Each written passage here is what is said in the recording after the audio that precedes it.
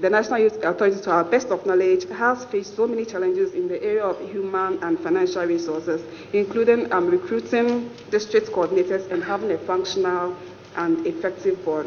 We wish to also emphasize the need to identify sustainable sources of funding for the National Youth Authority to enable it to deliver on its mandate. We recognize the need to make a paradigm shift related to employment issues, because the government and the public sector can no longer shoulder the responsibility of creating jobs for the teeming masses of the Ghanaian youth. We are calling on you, Your Excellency, and the relevant stakeholders in this country to take a close look at our educational system and make the necessary reforms so that entrepreneurship and venture development, creativity and innovation are part and parcel of our educational system, so that our graduates will meet the needs of the job market and industry. On data collection and analysis for reliable information, it is very important that as a nation we reach that level to have a detailed data bank on how many youth in Ghana are truly employed, are underemployed, are unemployed, so that that will inform our policy decisions, because we cannot continue to act or operate out of vacuum. We're proposing quarterly youth dialogue series facilitated by the National Youth Authority, if possible, giving us no more resources at the national, regional, and district level. We're also asking that the MDAs, that's the ministries, departments, and agencies, to brief the youth on their activities, so the youth in the districts can know what is happening in their districts, how much is supposed to be done, what is coming in, and see how they can also contribute with their own energy and time at the district level, irrespective of party affiliation, educational background, or socioeconomic inclinations. Though the National Youth Parliament is already being planned or discussed, we are also asking, we want the process to be deepened, open for more collaboration, open for more youth inclusion all over the world, all over the country, to make that input in the process. The kind of support we are calling for is the establishment of the Ghana Youth Enterprise Development Fund.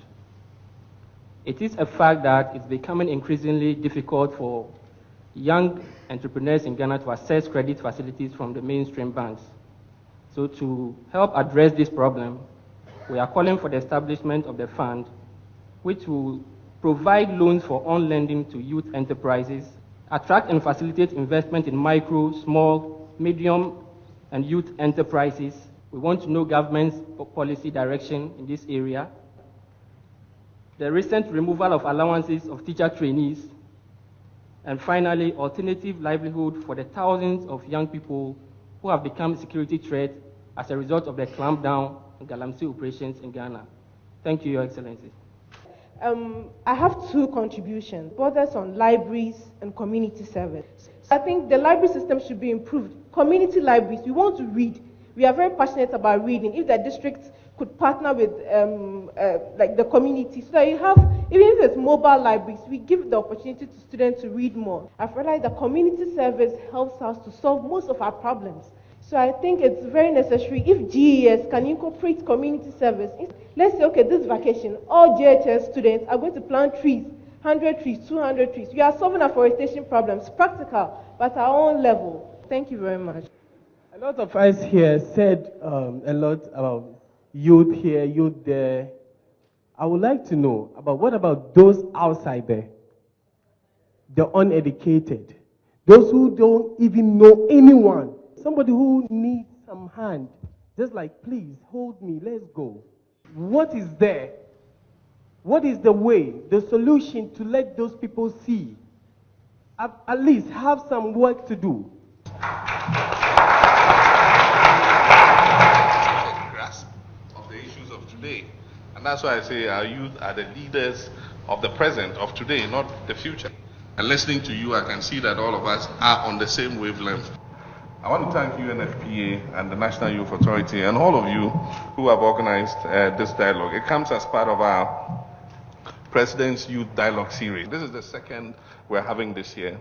I believe that we'll have another one before the year ends, so that we can both inform you what government is doing in respect of youth empowerment, but more importantly, listen to you yourselves, because the solutions lie with you. You are living the experience, and so listen to you as to how you believe government can fine-tune its policies and programs in order to make the youth able to realize their fullest potential. We discussed at the first dialogue the various initiatives that government is working on, and I must say that we've made very significant progress in respect of youth and jobs. That we have the Youth Jobs and Enterprise Development Fund, to which the Minister of Finance has allocated 10 million Ghana cedis. The intention of this fund is to take young entrepreneurs like yourselves, help you to develop a feasibility study in a small and medium enterprise that you want to establish, provide you the credit, the training, the skill to be able to set up that industry and manage it, mentor that business until it's able to stand on its feet.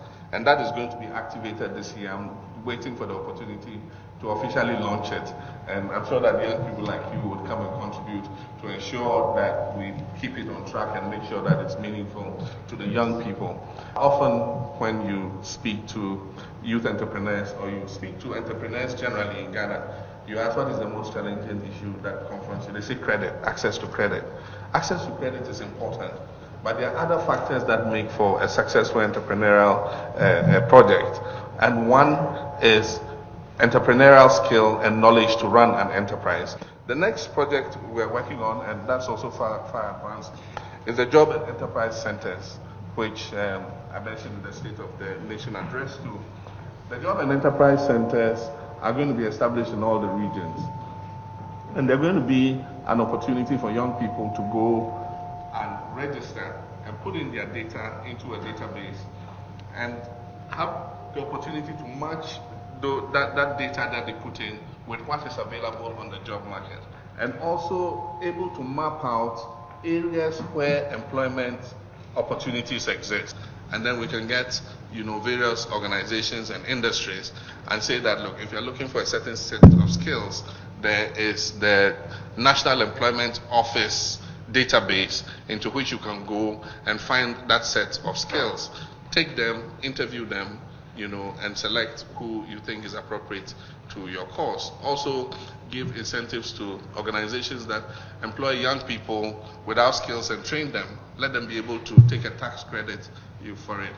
And I like the point about us restructuring the curriculum so that we're training people for the world of work. If you live in Ghana and you go and do space rocket science, in Ghana, and we don't have a space program or a rocket science program, your chances of being employed really are going to be affected. But there is so much that the job market can take.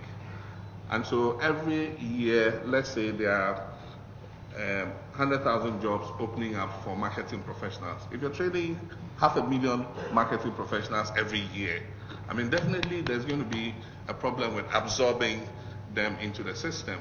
And so if we know what job opportunities exist in different areas, and that's what I expect the Ministry of Employment and Statistical Services to be able to help us to find out. The various institutions can focus their training, to fit the job market. Right now we have an oil and gas industry coming up, and there is a lot of work being thrown up for middle-level technical staff, electrical engineering professionals, technicians, even basic welders, who can do professional welding, even plumbing, professional plumbing.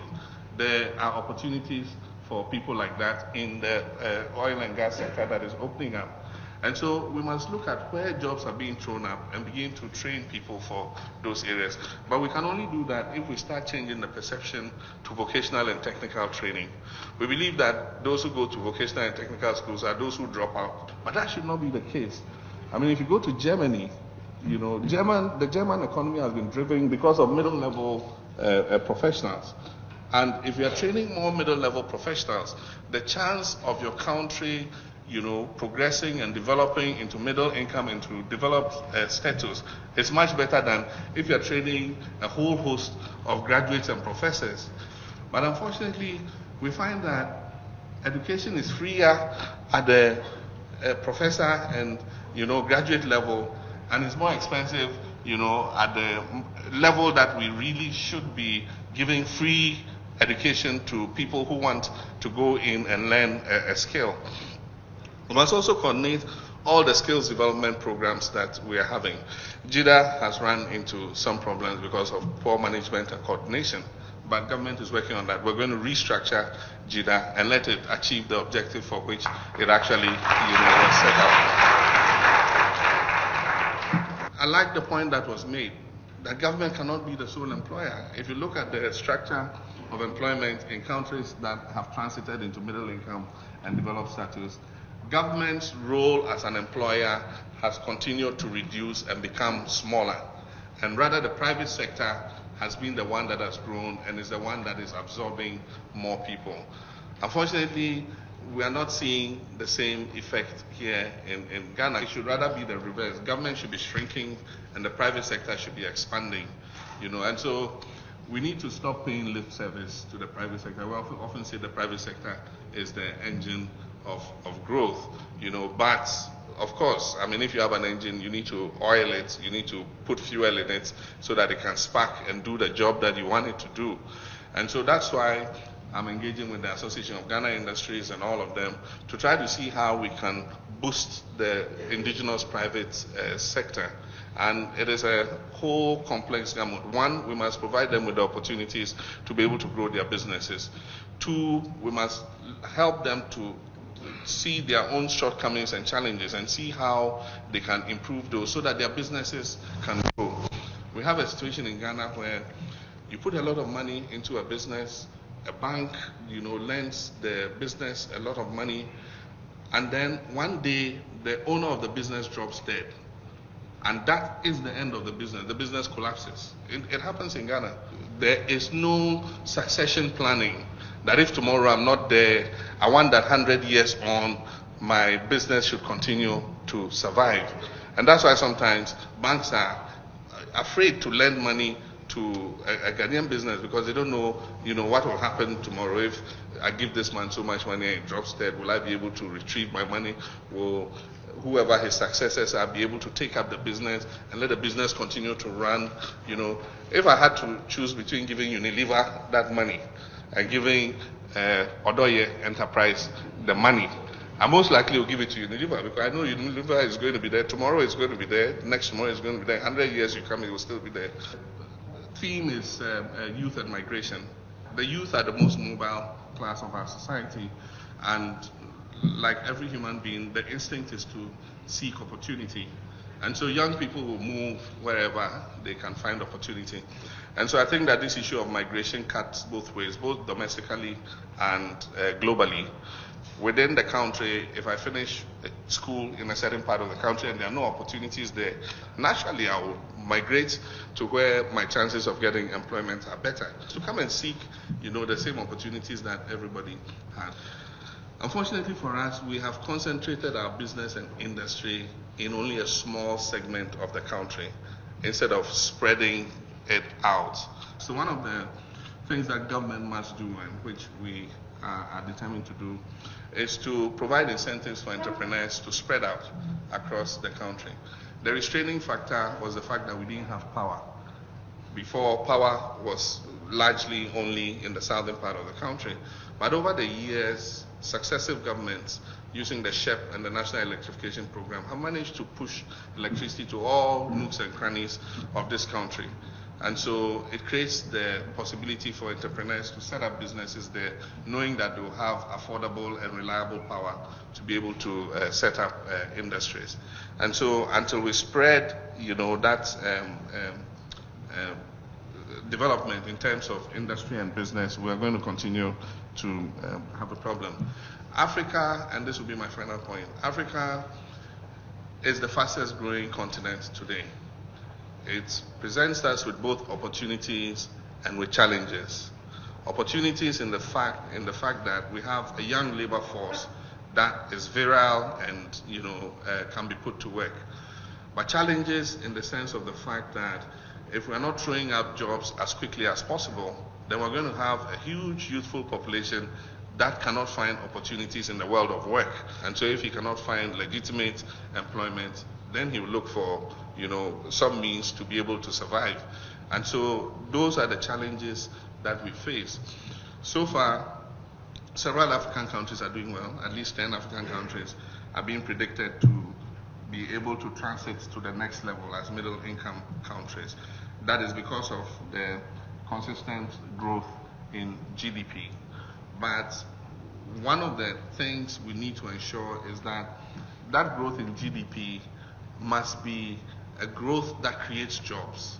I mean, what's the use of having a growing GDP when it's not translating into jobs within your economy? And that is why we need to introduce issues to do with local content. For instance, in the oil and gas sector, I know some of the investors are not happy, but I mean, we need a local content policy that allows our private sector to be able to participate in this bounty of nature that God has given us. And I believe that the local content should even go beyond the oil and gas industry. It should go to other sectors of the economy so that indigenous private sector can find opportunities. It's only when they find opportunities and grow their business that they can employ more young people into their businesses.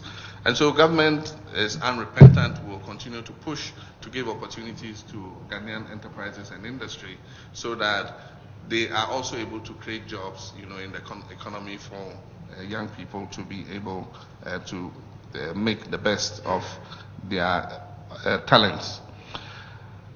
We had a presentation by the various ministries, and the Ministry of Employment and Labor Relations made its presentation, and I was, happy at some of the innovations that we're going to see coming.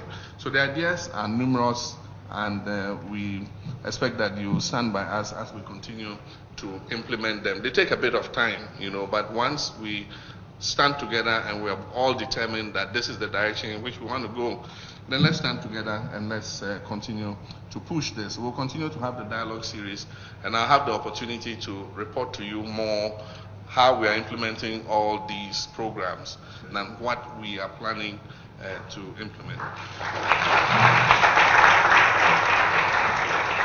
So thank you very much. It has been a joy, spending time with you. And as we come around the regions, we'll earmark some of the issues that have to do with the youth and see how things are developing. Thank you. God bless you.